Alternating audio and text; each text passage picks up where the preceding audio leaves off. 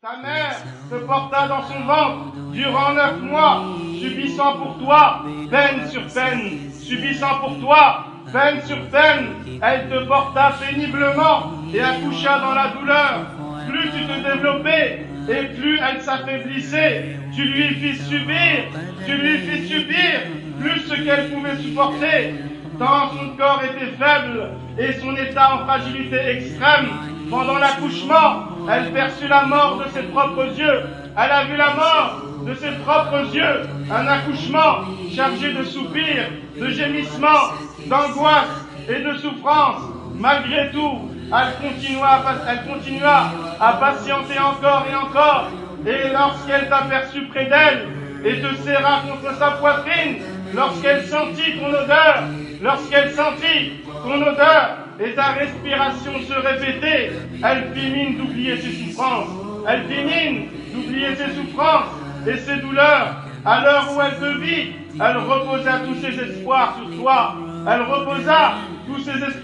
toi. Et vit en toi tous les plaisirs et la beauté de la vie. Ensuite, elle se consacra à ton service nuit et jour.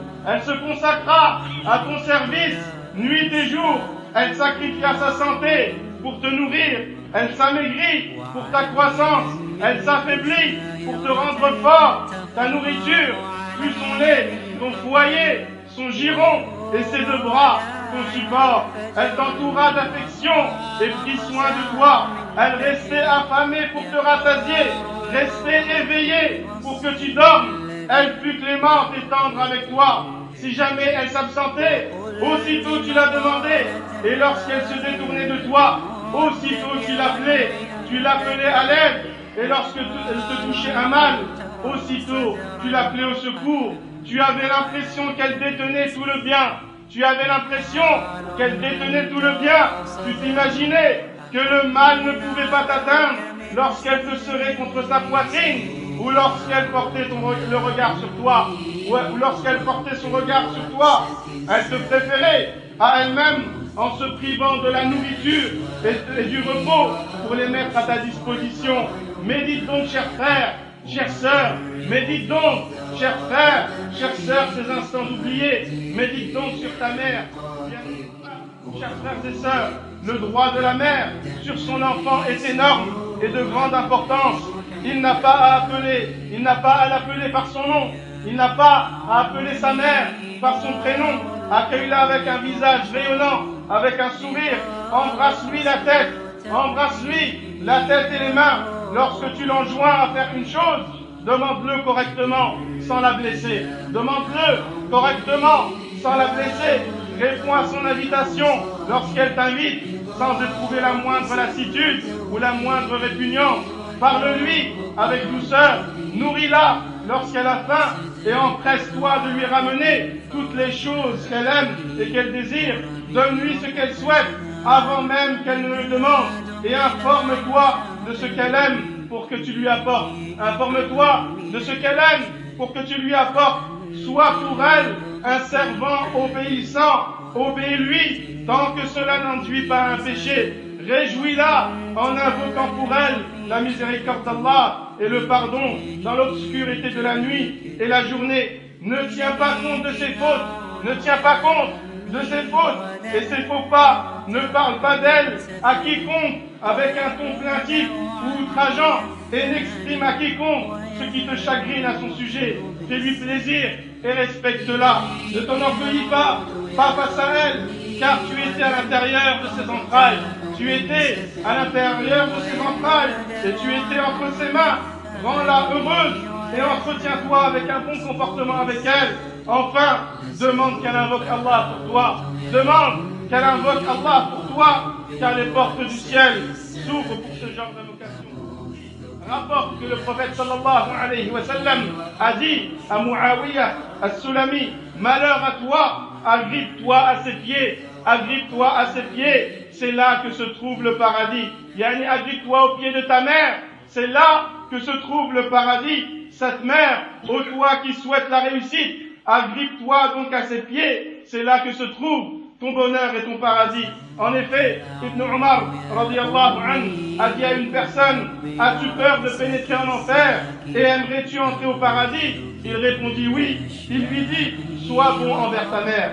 Sois bon envers ta mère. Je jure par Allah que si tu lui adresses des paroles douces et tu lui la pourvois en nourriture, alors tu rentreras certainement au paradis. Mais ceci tant que tu éviteras les actions qui ont des conséquences regrettables, c'est-à-dire les grands péchés. Ces actions sont les grands péchés. La bonté, mes chers frères et sœurs, est la vertu des pieux et la conduite des connaisseurs. Mohammed ibn Sirin, un des savants de l'islam, a dit le prix du palmier, il rapporte que le prix du palmier atteignit 1000 dirhams au temps de Uthman ibn Affan, radiallahu anhu. Oussama ibn Zayd opta pour un palmier, il a choisi un palmier et l'acheta. Ensuite, il l'évida pour en extraire le cœur du palmier, pour en extraire son cœur, qui est le cœur du palmier, qu'il donna à manger à sa mère. Il donna ce cœur à manger à sa mère. Ensuite, les gens lui dirent, qu'est-ce qui t'a amené à faire cela, sachant que le prix du palmier a atteint 1000 dirhams, qui était une grande somme à cette époque. Il rétorqua, Oussama ibn Zayd, il leur dit, ma mère me l'a demandé. Ma mère me le demanda, et il n'y a pas une chose qu'elle me demande et que je peux l'accomplir sans que je le lui ramène. La mère de Abdullah ibn Aoun l'appela, puis il haussa la voix sur elle. Un jour, il haussa la voix sur elle, il a franchi 2 esclaves à cause de son geste. Et de même, Zine al-Abidin était la plus bienfaisante des personnes envers sa mère. Malgré cela, il ne mangeait jamais avec elle dans un même plat. On lui demanda, tu es la personne la plus bienfaisante envers ta mère. Pourtant, on ne te voit jamais manger avec ta mère dans un même plat. Il rétorqua, j'ai peur que ma main s'empresse de prendre un aliment sur lequel elle avait des vues. Et par ce geste, je lui aurais donc désobéi. Sachez aussi, il a dit ensuite, sachez qu'il y a encore très peu de temps, il y avait une communauté qui sont les compagnons. Il y avait une communauté chez laquelle on ne trouvait pas de personnes qui habitent à l'étage au-dessus, alors que leur mère habitait à l'étage en dessous. Leur mère habitait à l'étage en dessous. Ce paradis, ô toi qui le demandes, ô toi qui le souhaites, habite-toi donc au pied de ta mère, c'est là qu'il se trouve. Chers croyants, combien le musulman a-t-il passé d'heures à rendre service à ses parents? Par ce geste, Allah subhanahu wa ta'ala lui pardonna ses péchés et ses fautes et le libéra des soucis et des chagrins. Combien de fils bienfaisants, combien d'enfants bienfaisants, combien de filles bienfaisantes qui quittent leurs parents et en les ayant salués, ou après leur avoir adressé de douces paroles, ou après leur avoir offert un modeste cadeau, ont vu les portes du ciel s'ouvrir, de par les invocations exaucées en leur faveur de leurs faibles parents âgés.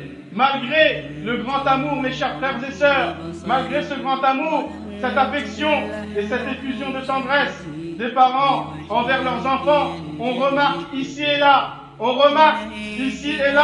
de situations de désobéissance, d'ingratitude, de surprenante méchanceté, de brutalité terrifiante, de maltraitance et de mauvaises relations, des situations telles que si une personne n'avait pas pris connaissance de quelques-unes d'entre elles et n'en avait pas entendu d'autres de gens de confiance, elle démentirait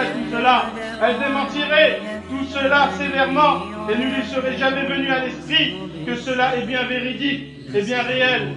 Craignez donc Allah subhanahu wa ta'ala, craignez donc Allah au sujet de vos parents en général et surtout de vos mères,